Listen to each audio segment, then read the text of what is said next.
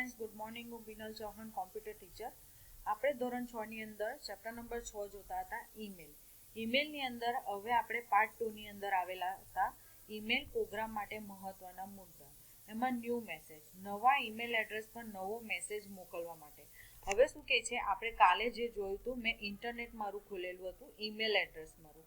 તો એની અંદર આપણે મારો મેલ ખોલેલો હતો, જીમેલનું અકાઉન્ટ ખોલેલું હતું. એમાં ન્યૂ એડ્રેસ, ન્યૂ મેસેજ તેને મોકલવા માટે જુઓ, એની અંદર આવે છે ન્યૂ મેસેજ, નવા ઈમેલ એડ્રેસ પર નવો મેસેજ મોકલવા.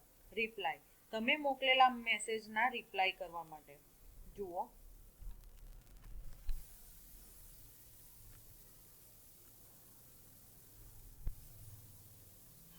રિપ્લાય, અહીંયા ધારો કે મેં મેસેજ મોકલેલો છે, આનો મેસેજ આવેલો છે, તેને મારે રિપ્લાય કરવો. જો અહીંયા ન્યૂ ડિલીટ મેસેજને આપણે મોકલવા માટે. અહીંયા નવો મેસેજ કરવો છે તો અહીંયા કોમ્પોઝ પર ક્લિક કરો એટલે તમારે મેસેજ મોકલાય. ત્યાર પછી આનો જ મેસેજ આવેલો છે, તેને મારે રિપ્લાય આપવો છે. જો અહીંયા ફેસબુક પર છે, ઇનબોક્સમાં જઉં છું, કોઈનો મેસેજ આવેલો હોય તેને રિપ્લાય આપવો છે. ધારો કે અહીંયા naukri.com, તો એને મારે અહીંયાથી રિપ્લાય આપવો છે. તો અહીં નીચે જવાનું, રિપ્લાય દેખાય છે, તે આ મેસેજ આવે છે, તેને મારે રિપ્લાય આપો, તો રિપ્લાય પર ક્લિક કરવાનું એટલે અહીંયાથી હું એને મેસેજ મોકલી શકું. ત્યાર પછી આવે છે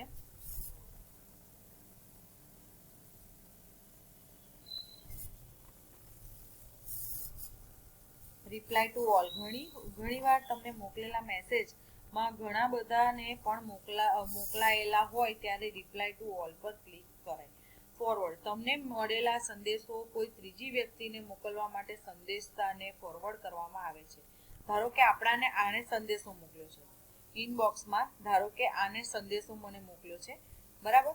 તો આને તો મને દેખાય જ છે, પણ હવે આને હું રિપ્લાય કરીશ, અહીંયાથી રિપ્લાય આપીશ તો એ મેસેજ આને જ જશે. પણ ફોરવર્ડ કરીશ તો અહીંયા મેસેજ આપણને એડ્રેસ પૂછશે કે ભાઈ મારે કોને ફોરવર્ડ કરવો છે, તો અહીંયા મને એડ્રેસ પૂછશે.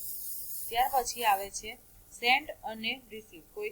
કોઈ એ સેન્ડ કરેલા મેલને તમે મેલ બોક્સમાં રિસીવ કરી શકો છો.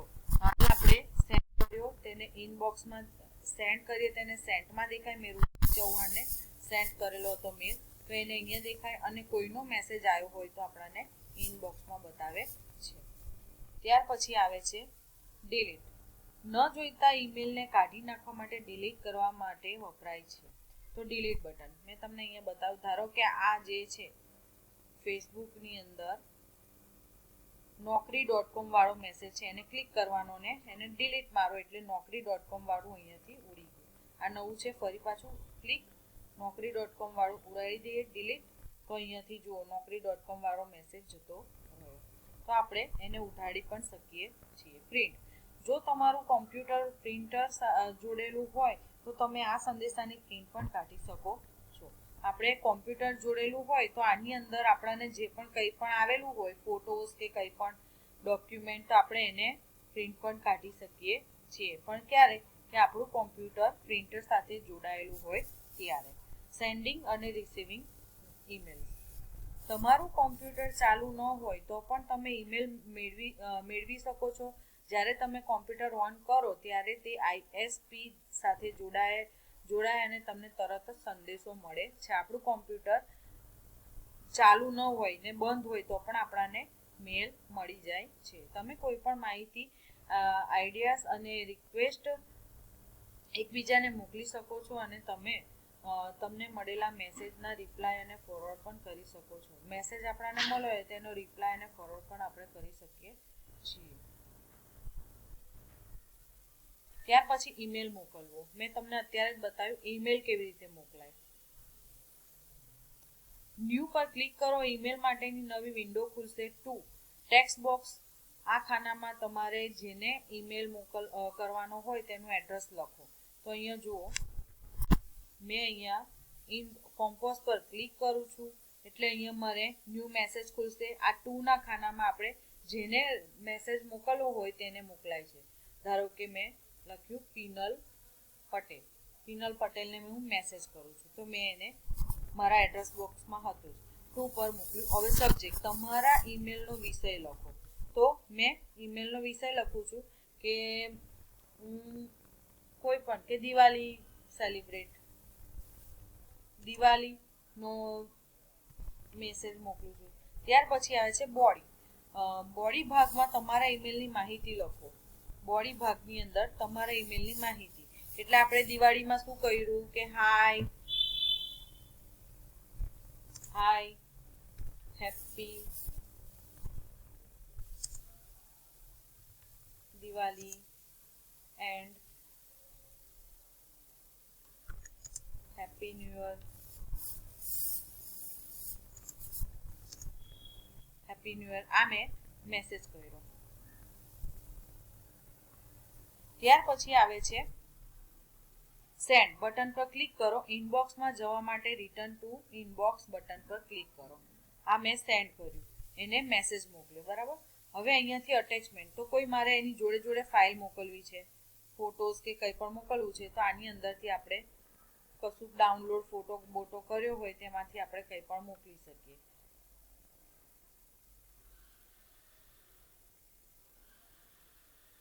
ધારો કે મેં અત્યારે આ અટેચ કરું છું, તો અહીંયા અટેચ થાય છે, જુઓ. તો આ એક ફોટો મોકલાયો, બરાબર.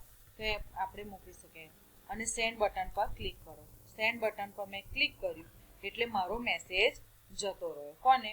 તો પીનલ પટેલને. તો એ જે મેસેજ ગયો એ સેન્ટ બોક્સમાં બતાવશે, જુઓ, પીનલ પટેલ, અને આ સાથે મારો મેસેજ, જુઓ. અને આ મેં અટેચમેન્ટ મોકલ્યું હતું તે પણ આવી ગયું છે.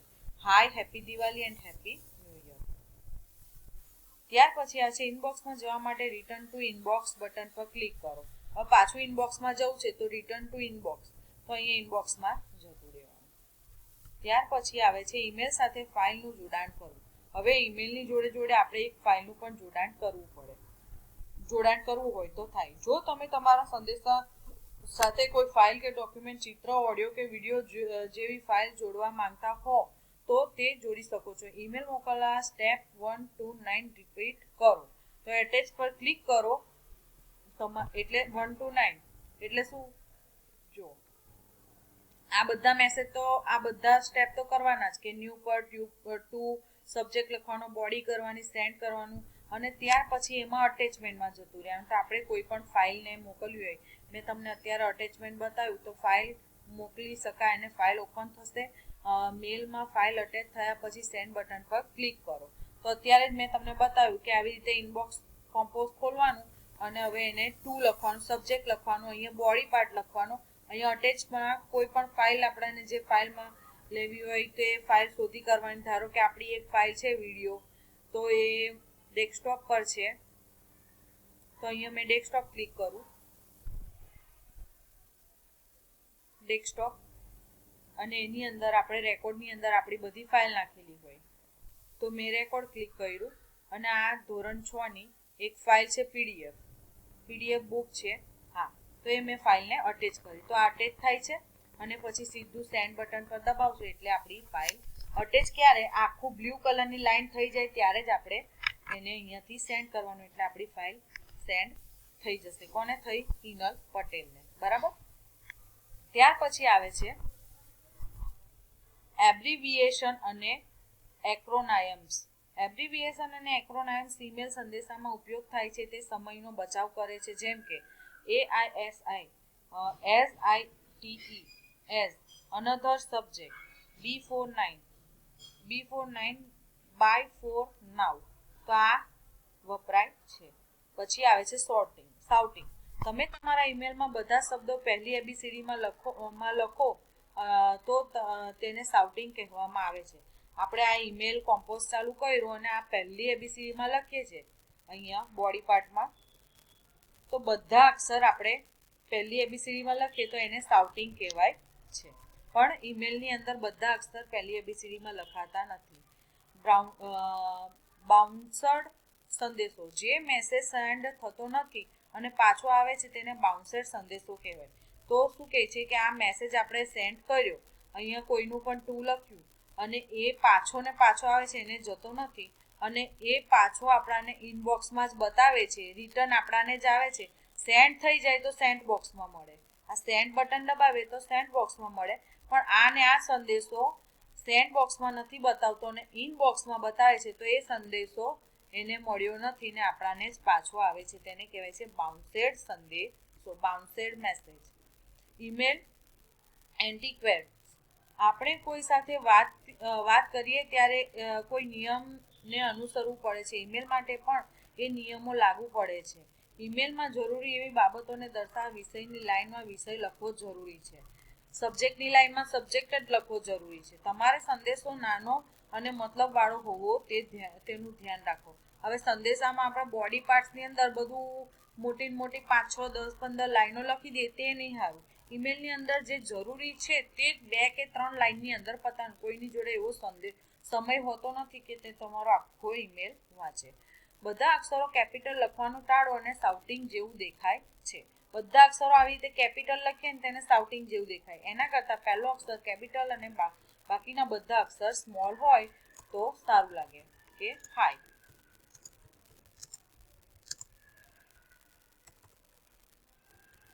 આવી રીતે સારું લાગે. ત્યાર પછી આવે છે તમારા વાક્યને લગતું સ્માઇલી એડ કરો. ઘણા બધા લોકોને ઈમેલ મોકલવાનું ટાળો. ફાલતુ લોકોને ઈમેલ મોકલીએ તે મજા ના આવે. હવે આપણા ઈમેલમાં સ્માઇલી કે એવું કંઈક પણ મૂકવું છે તો આપણે અહીંયા સ્માઇલી ફેસ પર જવાનું અને એની ઉપર જો આટલા બધા સ્માઇલી છે તો આપણે એની અંદરથી પણ કંઈક વસ્તુ મૂકી શકીએ છીએ. જો આમાંથી આપણને જે પણ વસ્તુ ગમતું હોય તો એ આપણે આવી રીતે મૂકી શકીએ છીએ. હવે મેં અહીંયા કોને મોકલું તો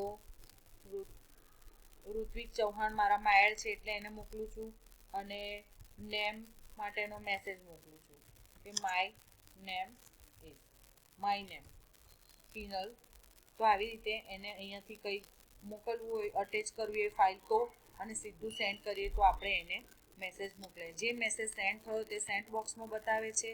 ઋત્વિક ચૌહાણ માય નેમ મારું સબ્જેક્ટ હતો, બરાબર, અને આ બોડી પાર્ટ્સમાં મેં આ લખેલું હતું. ત્યાર પછી કોઈ આપણને મેસેજ મોકલે તો ઇનબોક્સની અંદર બતાવે છે.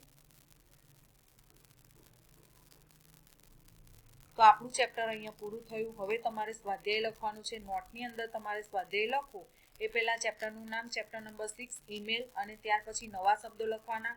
અને આ સ્વાધ્યાય તમને હું હોમવર્ક અત્યારે લખીને મોકલાવીશ, તે તમારે નોટની અંદર લખવાનું છે.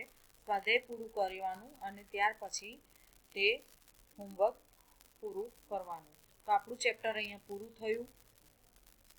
નેક્સ્ટ ચેપ્ટર નેક્સ્ટ વીકમાં મોકલાવીશું. Thank you so much.